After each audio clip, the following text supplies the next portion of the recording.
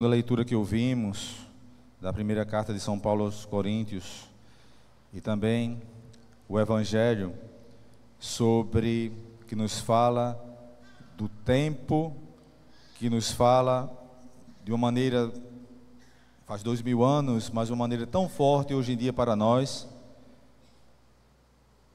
da necessidade de olharmos para as coisas do alto. O reino está próximo, o tempo está abreviado, o tempo já se completou. Convertei-vos e crede no Evangelho. A palavra de Deus para cada um de nós hoje. E nós que temos a alegria, a fé, a constância de, pelo menos nos domingos, de sermos alimentados por essa palavra que mais uma vez vem nos exortar, vem nos dar coragem diante de tantos que estão neste momento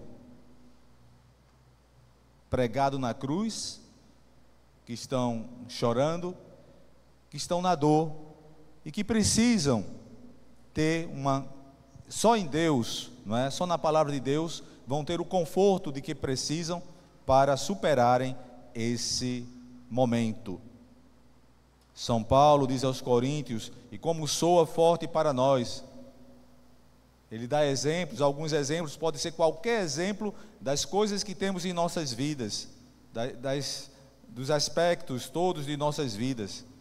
Quem tem mulher, como se não tivesse; quem chora, como se não chorasse; quem está alegre, como se não estivesse alegre; quem faz compra, como se não possuísse coisa alguma; e quem usa das coisas do mundo, como se não estivesse gozando. Pois a figura deste mundo passa. A figura deste mundo passa. Qual o problema nosso? O problema é nos acomodarmos na rotina, no cotidiano, nos nossos planos para a nossa vida terrestre. E é o grande problema nosso. E quando a gente deixa de lado, mesmo que seja um pouco de lado, mas a gravidade disso, de deixar de olhar para o céu, de deixar de olhar para a pátria, de deixar de buscar as virtudes do céu. Olhem só, todos nós somos pecadores, não é? Começamos a missa pedindo perdão dos nossos pecados. Todos nós sabemos disso, cada um fez o seu ato penitencial, cada um sabe disso. E Jesus mesmo disse que veio para os pecadores. Então, diante desta nossa realidade, o que se constata hoje aqui, na matriz Nossa Senhora de Fátima, se constata um povo que combate o pecado. Isso é agradável a Deus, é a luta. Enquanto estivermos vivos, estaremos, infelizmente, não é, cometendo o pecado. Mas esta nossa luta, ela nos faz não chegarmos como o filho pródigo, que fez o que queria, não é? Pediu herança e tudo, esbanjou a herança e chegou no fundo do poço. Porque o pecado, se a gente não combate, nos leva ao fundo do poço. Todos nós temos pecado, mas estamos combatendo, e graças a Deus a gente se cai, Deus nos ergue, porque estamos sendo alimentados, porque estamos recebendo os sacramentos. Todo sacramento é comunicação da santidade de Deus para nós, não é? O padre Vinícius falava de algumas pessoas, não é? Já se confessaram aqui antes da missa, não é? Estão cheios da santidade, sim, completamente. Deus não lembra mesmo os nossos pecados. Então, a diferença que faz para nós é esta luta. Isso faz com que a gente não caia, isso faz com que ou vamos para frente ou vamos para trás, estamos sem dúvida progredindo. Isso é agradável a Deus. Então, a figura deste mundo passa. Os que estão na cruz, e tem pessoas na cruz, não é? Todas as comunidades têm pessoas crucificadas. Isto vai passar. Quando o Senhor também São Paulo também nos fala, os que estivessem alegres como se não estivessem alegres. E como entender isso, Padre? Se Deus nos chama a todos à felicidade, como entender isso? ele dá exemplo de coisas contrastantes, não é? Para nos dizer de não termos apegos. Até mesmo as pessoas mais caras para nós, nossos familiares, vão passar, não é? Tudo nesta vida passa, mas é para termos esse olhar para o reencontro que se dará nos céus, quando tudo isso, então, teremos a vitória que Jesus já alcançou, a cabeça da igreja já alcançou e quer alcançar para cada um de nós. Mas para isso é necessário a conversão. Nós vimos os ninivitas, eles ouviram a palavra de Deus, foram tocados, fizeram penitência, vendo Deus as suas obras de conversão, e que os ninivitas se afastavam do mau caminho, compadeceu-se e suspendeu o mal que tinha ameaçado fazer-lhes e não fez. Deus é maravilhoso, Deus é tão grande e ao mesmo tempo sempre tão humilde.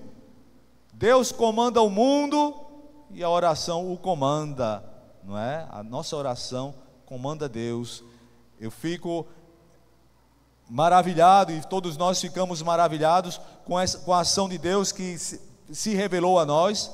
E Ele que se encarnou, Ele que de Deus se fez homem, e que de homem passou pelo suplício da cruz, não é? Toda humilhação, todo tipo de humilhação, não só física, a gente lembra mais do sofrimento físico, evidentemente, não é? Mas e o sofrimento moral? Uma coroa de espinhos, olha um rei com a coroa de espinhos, e a nudez, e os escárnios que ele ouvia, todo tipo de humilhação. Então Deus que se faz homem, como homem sofre a humilhação do pior suplício que os romanos tinham inventado. Eles criaram esse suplício para que sofresse mesmo, inventado pelos romanos, não é?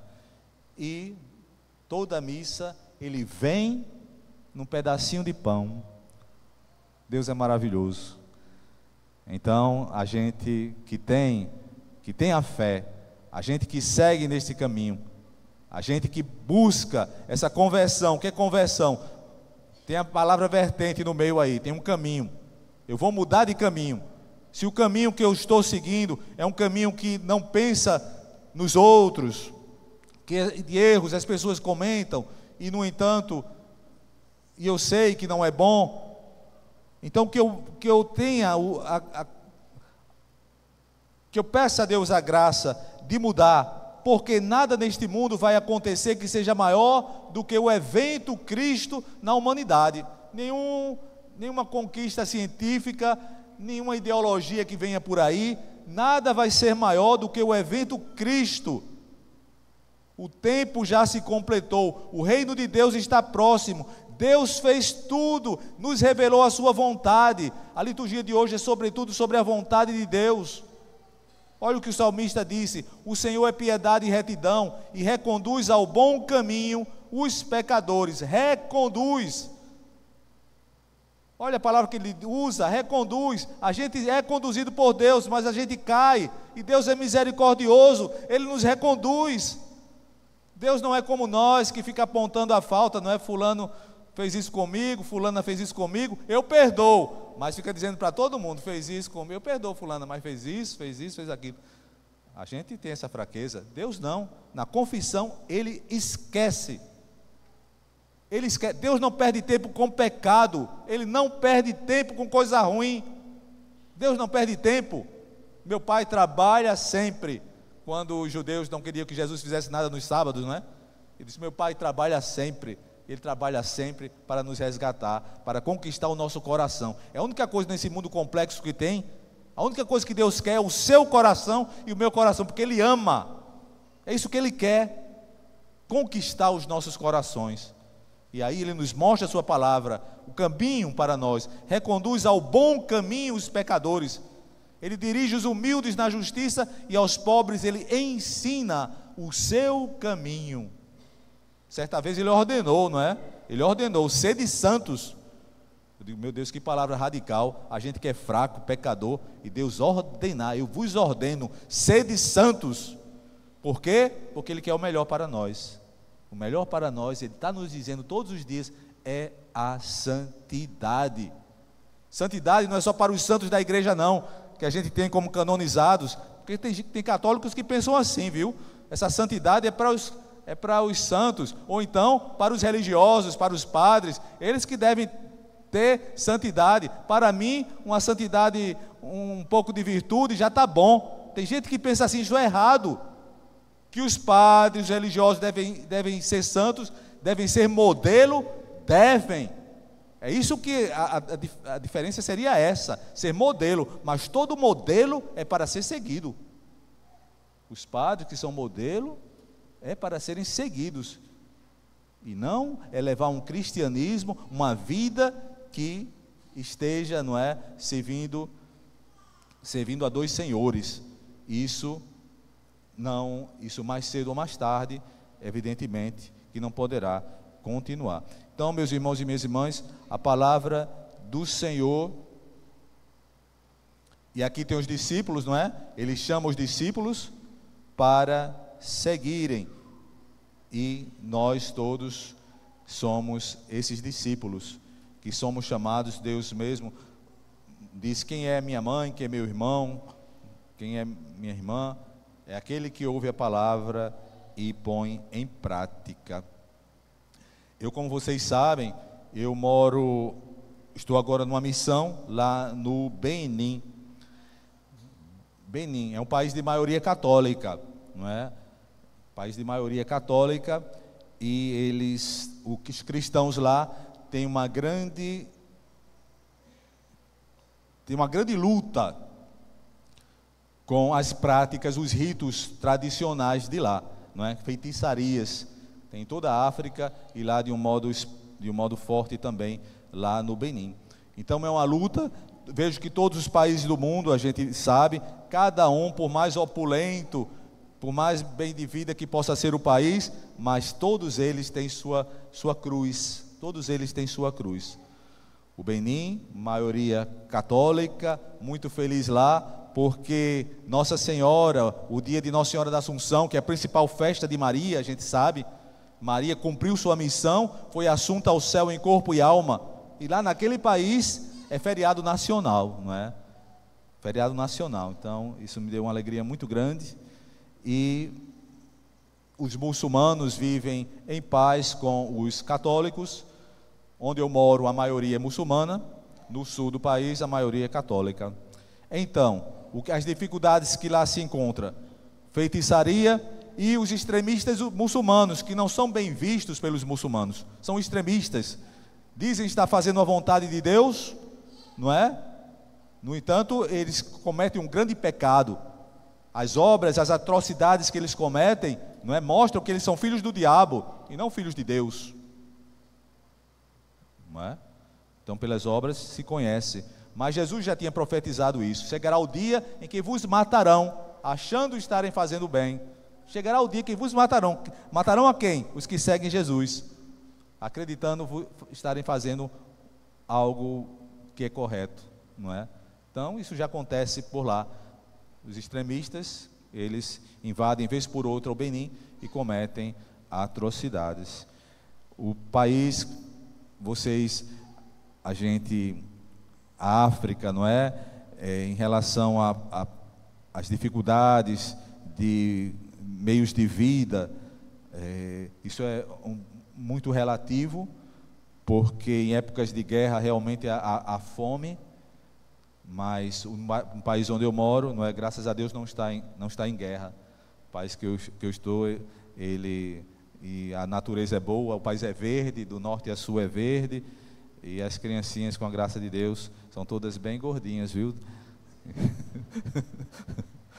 Então, é um povo muito acolhedor, muito acolhedor, até muito acolhedor, mas tem, suas dificuldades. No seminário, a obra de Maria abriu um seminário, e eu estou tomando conta de 7 seminaristas, não é? Que pertence ao seminário maior da arquidiocese, onde tem 60 seminaristas. Então, muitas vocações. Eu vi agora, recentemente, uma estatística do Vaticano, saiu esses dias a estatística do Vaticano. Embora em algumas partes do mundo, principalmente na Europa, não é, tenha havido um declínio no número de de membros da igreja lá na África tem crescido e são muitas vocações, viu? São muitas vocações. Para vocês terem uma ideia, temos a obra de Maria tem mais seminaristas na África do que aqui no Brasil. Tem mais vocações surgindo lá do que aqui no Brasil. Então realmente é um celeiro de vocações e um povo muito fervoroso e tem muitas coisas para ensinar ao povo brasileiro, muitas coisas a nos ensinar, sobretudo em relação,